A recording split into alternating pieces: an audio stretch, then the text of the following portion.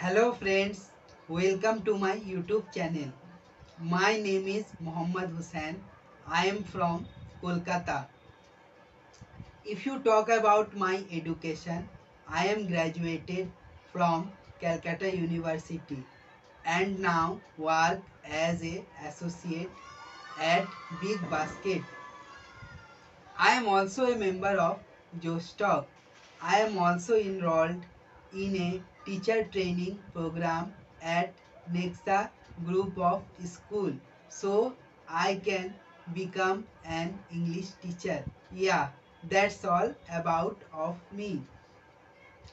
Before I continue my video, I want to tell all of my friends not to be afraid of making mistakes.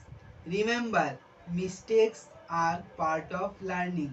So don't give up or lose hope and keep learning with me.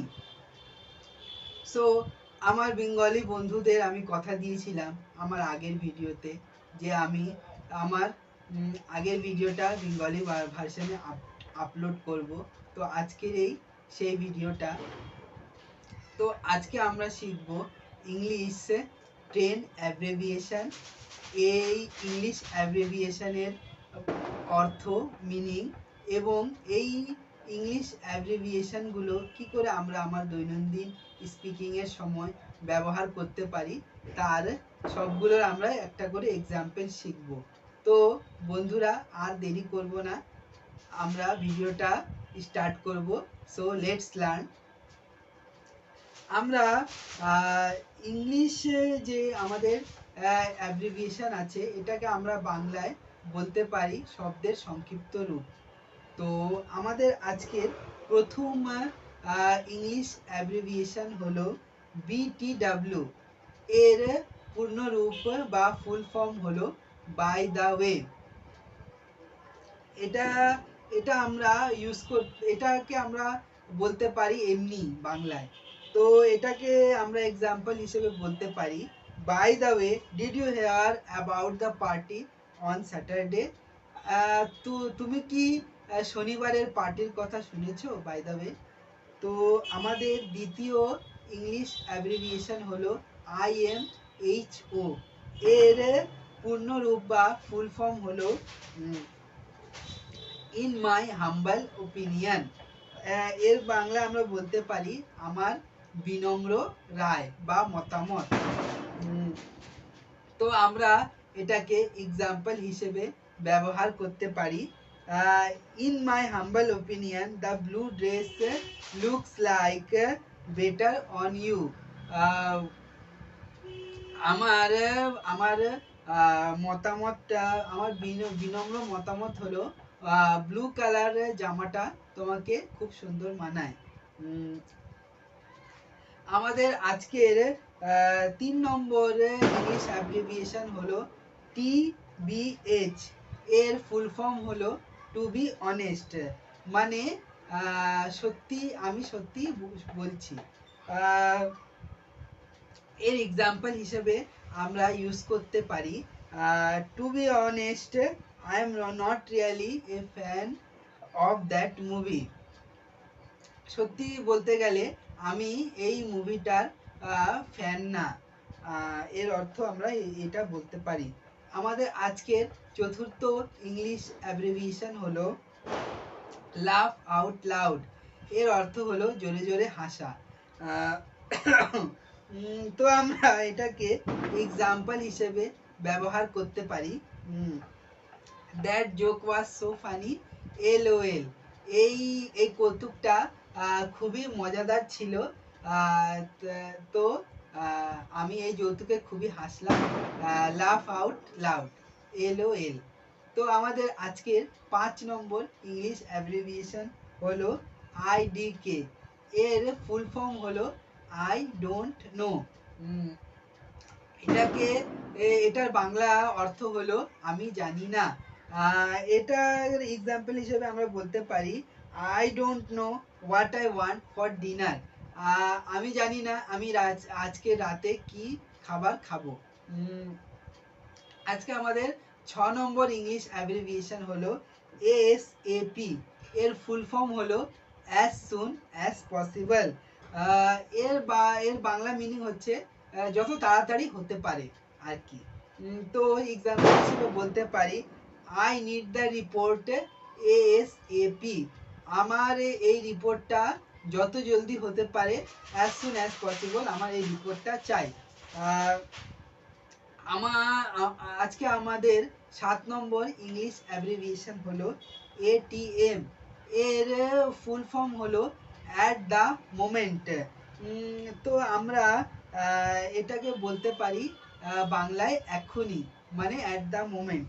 তো আমরা এই English অ্যাব্রিভিয়েশনকে example হিসেবে বলতে পারি I am busy ATM। আমি এই মুহূর্তে খুবই ব্যস্ত, কারণ আমি এখন আমার ইউটিউব চ্যানেলের জন্য ভিডিও বানাচ্ছি বা ভিডিও মেক করছি। তো আমাদের আজকের 8 নম্বর ইংলিশ অ্যাব্রিভিয়েশন হলো FYI। এর ফুল ফর্ম হলো ফর ইওর ইনফরমেশন। মানে আমরা বলতে পারি এর বাংলা মিনিং হিসেবে যে আমরা আমাদের কোনো তথ্য আমাদের বন্ধুকে বা সহকর্মীকে জানাতে চাই, তখন আমরা এই ইংলিশ অ্যাব্রিভিয়েশনটা ইউজ করতে পারি FYI, ফর ইওর ইনফরমেশন। এটাকে আমরা এক্সাম্পল হিসেবে বলতে পারি for your information I found a shortcut to that new movie theatre downtown. মানে শহরের একটা মুভি থিয়েটারে যাওয়ার জন্য শর্টকাট রাস্তা আমি খুঁজে পেয়েছি, এই তথ্যটা আমি তোমাকে দিতে পারি ফর ইওর ইনফরমেশন। আজকে আমাদের 9 নম্বর ইংলিশ অ্যাব্রিভিয়েশন হলো DIY। এর ফুল ফর্ম হলো ডু ইট ইয়োর সেলফ। এটাকে আমরা বাংলায় বলতে পারি নিজে নিজে করা। তো আমরা এটাকে এক্সাম্পল হিসেবে বলতে পারি I am almost done installing this new shelf. It's a pretty simple DIY project. আমি আমার সেলফটাকে ইনস্টল করার কাজটা প্রায় সম্পূর্ণ করে ফেলেছি। এটা আমার জন্য খুবই সহজ। Do it your self DIY project, মানে নিজে আমি এই কাজটা করতে পারি। তো আমাদের আজকের 10 নম্বর ইংলিশ অ্যাব্রিভিয়েশন আর আজকের শেষ ইংলিশ অ্যাব্রিভিয়েশন হলো AKA। এটার ফুল ফর্ম হলো অলসো নোন অ্যাজ। এটাকে আমরা বাংলায় বলতে পারি এই নামেও জানা যায়।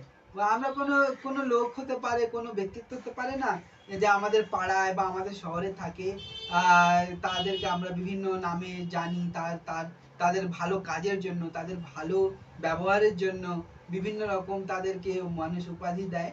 তো আমরা এই সময় এই ইংলিশ অ্যাব্রিভিয়েশনটা ইউজ করতে পারি। তো আজকে আমরা এই অলসো নোন অ্যাজ এর এক্সাম্পল দিতে পারি my cat's name is Luna, also known as the little destroyer. মানে আমার বিড়ালটির নাম হলো লুনা, আমরা তাকে অলসো নোন অ্যাজ, আমরা তাকে মানে ভাঙচুর করার কারিগরও বলতে পারি।